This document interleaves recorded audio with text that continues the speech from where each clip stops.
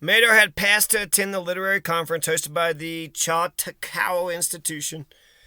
This is about Salman Rushdie. The hospital official said that Salman Rushdie, 75, is likely to lose an eye.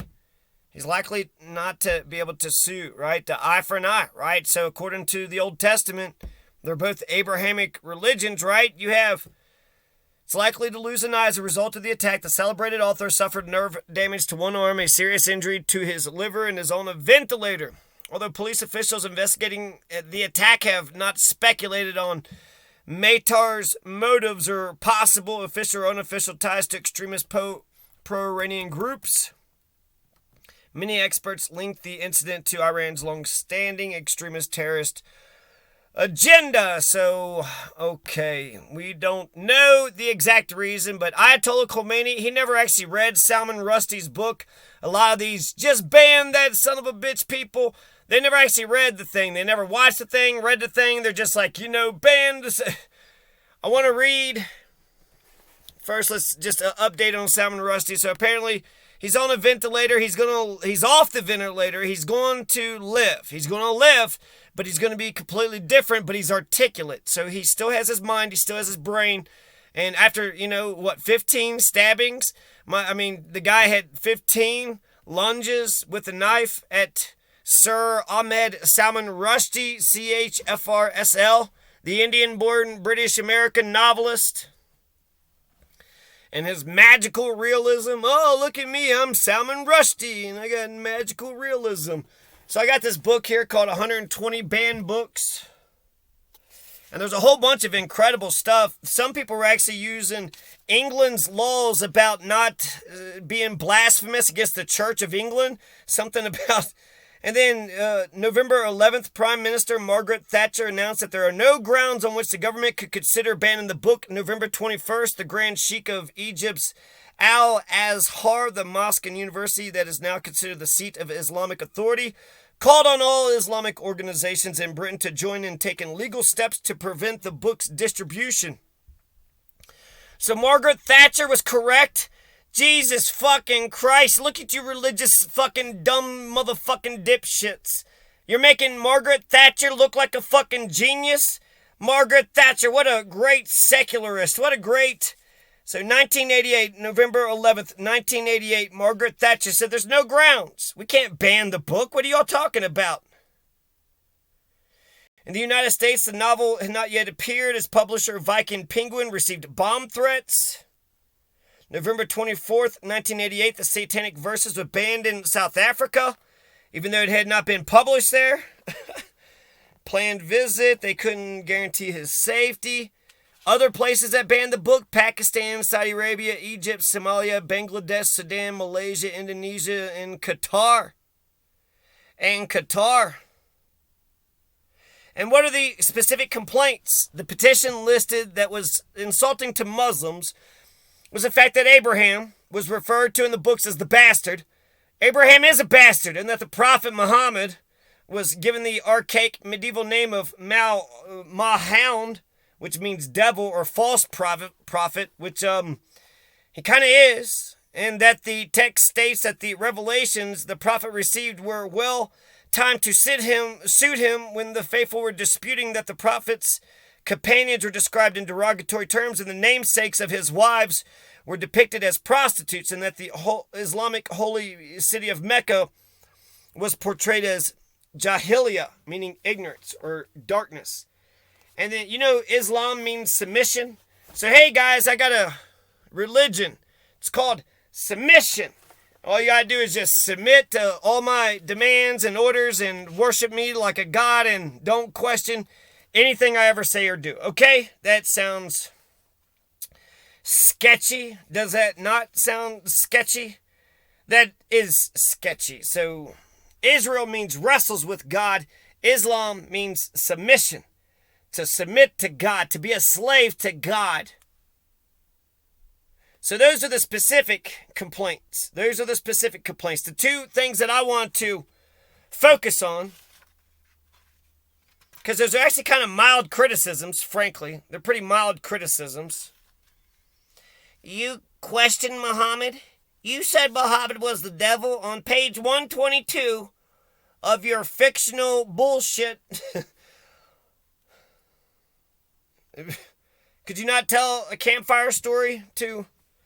Okay, so the novels would be censors. Now I'm going to read the fatwa, okay? So this Khomeini, this Ayatollah Ruhollah Khomeini, February 14th, 1989, Iran's leader, is going to issue a fatwa, which is a religious edict against the book. And here is what the edict says, verbatim. The Ayatollah Khomeini's edict stated, I informed all zealous Muslims of the world that the author of the book entitled The Satanic Verses, which has been compiled, printed, and published in opposition to Islam, the Prophet, and the Quran, and all those involved in its publication who were aware of its contents, were sentenced to death. I call on all zealous Muslims to execute them quickly, wherever they find them, so that no one else will dare to insult the Islamic sanctities. God willing, whoever is killed on this path is a martyr. In addition, anyone who has access to the author of this book but does not possess the power to execute him should report him to the people so that he may be punished for his actions. So, fucked up. It's not a very nice Valentine's Day gift. That happened on 1989 Valentine's Day, February 14th. Berlin Wall is about to come down, communism is about to end, and Ayatollah Khomeini is just being a religious, bigoted fucking dickhead. Just being a religious, bigoted dickhead. And the Ayatollah Khomeini was on his way out. You want to see a picture of that fucking douchebag? He's going to die a year after the damn fatwa, and then it stays in effect because he never rescinded it. Khomeini responded to a statement. So it looks like he kind of apologized. He basically says he needs to be conscious of the sensibilities of others. So Salman Rushdie had made a statement. He had made a statement being somewhat conciliatory. But guess what? We must all be conscious of the sensibilities of others. Ayatollah Khomeini didn't care. Ayatollah Khomeini, he responded with a statement of his own. He refused the apology, confirmed the death sentence. Even if Salman Rushdie repents and becomes the most pious man of our time, the Ayatollah Khomeini declared, it is incumbent on every Muslim to employ everything he has, his life and his wealth, to send him to hell. To send him to hell. So the Ayatollah Khomeini is saying even if Salman Rushdie was the best follower of Islam, the best Muslim in the world, if he was goddamn Muhammad himself, the Ayatollah Khomeini said if Salman Rushdie is goddamn Muhammad himself, the prophet, you should go ahead and murder the prophet over, where's the fucking love? Where's the forgiveness? And are you kidding me? They're saying even if he's a pious, even if he's the prophet Muhammad, even if he is the most devout Muslim and the most devout Islamic, follower that could ever possibly be, still kill him. But he loves Muhammad and he loves everything that we're about. Doesn't matter. Murder him anyways. But he's repented. He's apologized. He spent the last 10 to 20 years strengthening all of our religious tenets, and Islam is bigger and stronger than ever because of him. Doesn't matter. Kill him. Murder him. Make sure you stab him 15 times. The guy's going to die in 1989. 40 years later, they're still like, on June 3rd, 1989, the Ayatollah Khomeini died. So he's basically an old fucking piece of shit. Just like, the president of that one fucking nation and then that other fucking nation. They're a bunch of old motherfuckers ruling the world. June 3rd, 1989, the Ayatollah Khomeini died. So he issues a fatwa, doesn't fucking rescind it, dies, and that's 89, 11, 22, 33 fucking years ago. And then a whole bunch of people are going to die because of this. There's like riots and protests. A Japanese translator is going to get stabbed to death. An Italian translator, Ettore Capriolo, was seriously wounded. Turkish publisher Aziz Nesin printed translated excerpts, was attacked by Islamist rioters in the city of Sivas. They cornered him in a hotel, set it on fire, killed 37 people. But Nesin escaped. October 1993, William Nygaard, its Norwegian publisher, was shot, seriously injured. For a total of 9 years, Salman Rushdie was in hiding in 30 safe houses in Britain under Scotland Yard's protection. In 1998, the Iranian government, headed by President Mohammad Khatami, publicly disassociated itself from the fatwa.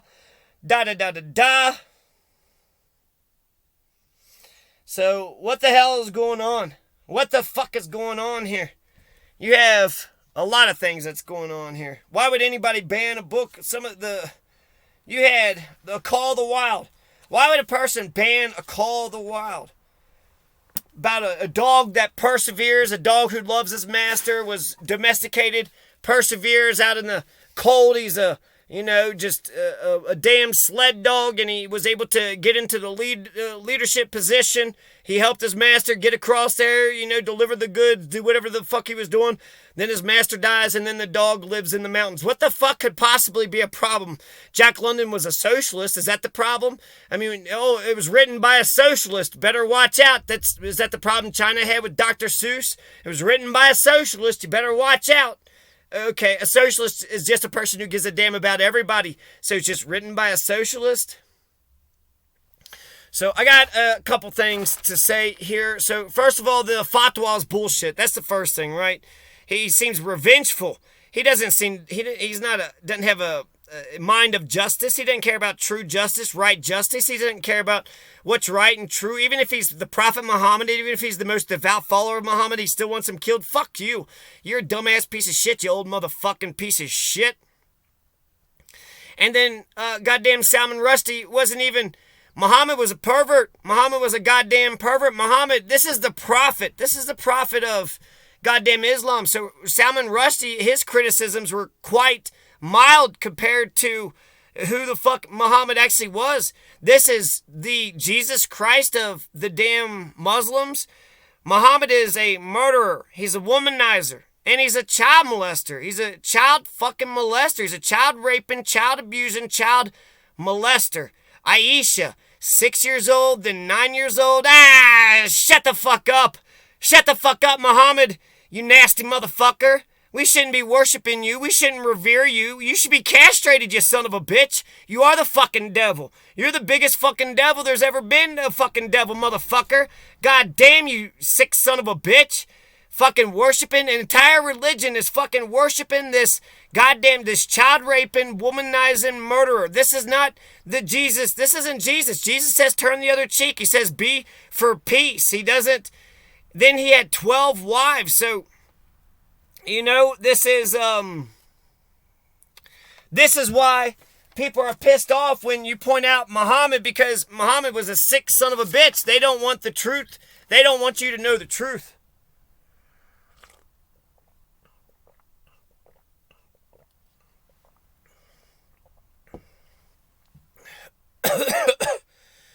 The Call of the Wild. The Call of the Wild is about being strong and persevering. They don't want you to be strong and persevere. The Grapes of Wrath, Crazy Horse, Black Boy. A lot of things that are based on truth. Uncle Tom's Cabin.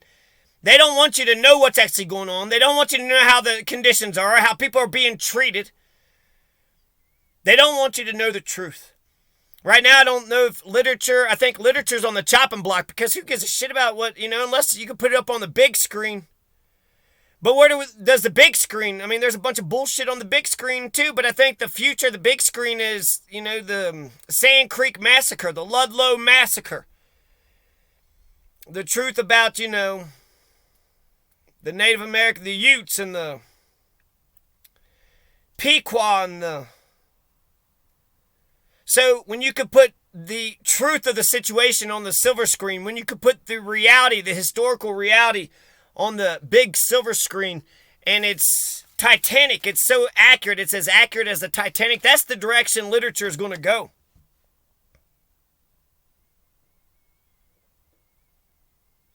So literature is already on the chopping block.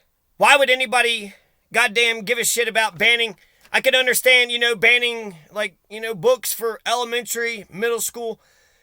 I don't know about high school. That's getting too, they're supposed to be adults at 18. And then college, I don't ever want to fucking hear anybody ever banning any book from college or from libraries. So, when it comes to college and libraries, when it comes to school, that's a little bit different. But Crazy Horse, The Grapes of Wrath, Black Boy, The Call of the Wild... There was an argument with, in Clueless, they said that we shouldn't have these, horror movies, but it was like, until you turn off the news, until we could stop being terrible to each other, why not have these, terrible things for entertainment purposes. We do worse to each other. Maybe if we all sat down and just watched the damn movie. So I want to go, So I want to just reiterate. Salman Rushdie has a right to speak. He has a right to criticize. The fact that this was written 30-something years ago, it's magical realism. He imagined Muhammad was evil. Muhammad was evil as fuck. Muhammad was evil as fuck. And, I don't, it's not just Islam. Islam isn't the only religion that's full of a bunch of child molesters. Catholics, there's a bunch of child molesters in the Catholic religion and the Islamic religion and the ruling class. You got the Bidens and the Clintons and the Trumps. They all got that Epstein connection. So there's a lot of, there's perverts everywhere. And fuck a child molester, fuck a rapist, fuck a murderer, fuck a criminal motherfucker, fuck Muhammad. Muhammad could kiss my ass. Not only, he's nothing like a murdering, fucking womanizer, 12 wives, child molester. No.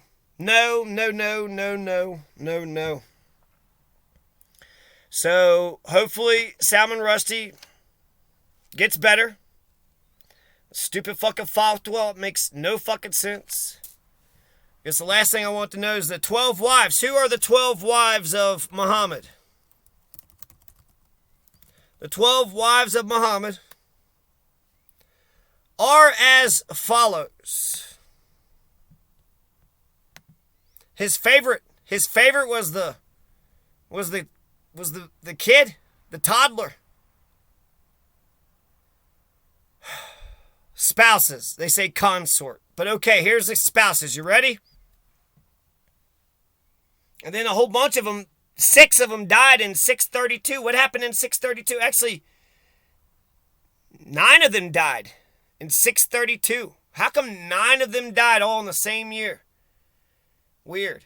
Okay, but here's all the wives of goddamn Muhammad. You got Khadijah. You got Sauda, Aisha, Hafsa, al-Masakin, Salama, Rayhana, Zainab, Juwayriya, Habiba, Safiya, Maymuna, Maria. And there you go. So that's Maria, Maymuna, Safiya, Habiba, Juwayriya, Zainab, Rayhana, Salama, al-Masakin, Hafsa, Aisha, Sauda, and Khadijah. Khadijah, that's 13. There's actually 13 wives. He didn't just have 12 wives. Khadijah. He married the first wife, Khadijah. It lasted for 25 years. But then after she died, he married a total of 12 women over the remaining years of his life. 2 of them bore him children, Khadijah and Maria. And all of Muhammad's wives were widows or had been divorced except Aisha. So goddamn Muhammad, what happened in 632? What the fuck happened in 632? Then all of a sudden, everybody just died in 632? And then 632, everybody died. Huh. Seems a little suspicious. Let's just click on one of their names and find out how they died, huh? So let's see. Safiya bint Huyay. One of the wives, the mother of believers. So the Battle of Khaybar. Legacy. My father. Safiya died in 672 or 670 or 672. Oh, maybe they were born? Okay, I don't even...